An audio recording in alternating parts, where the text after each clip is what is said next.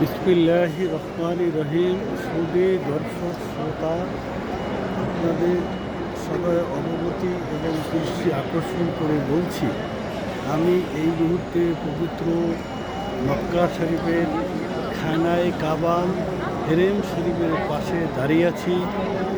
খানায় কাবার পাশে দাঁড়িয়ে আছি। আপনারা লক্ষ্য করছেন খানায় কাবার চতুর্দিকে হেরেম শরীফ। এইমাত্র আমরা একসাথে 15 জন জিয়ারাতের কাজ শেষ করে ওমরার নিয়ত করে ইহরামের কাপড় পরে ওমরা নিয়ত করে খানায় কাবা জিয়ারত শেষ করে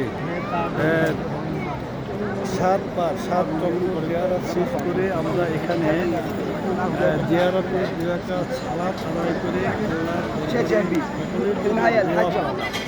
সারা বিশ্ববাসী মুসলমানদের জন্য মুক্তির জন্য দোয়া করলাম।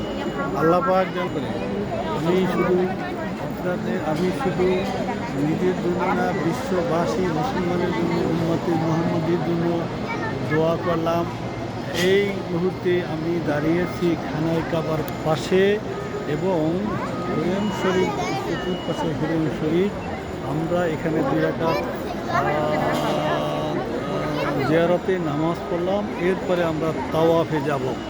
তাওয়াফ হইল পাশেই তাওয়াফ, দোতলায় আমরা সাফা মারওয়া এবং 7 বার তাওয়াফ করব।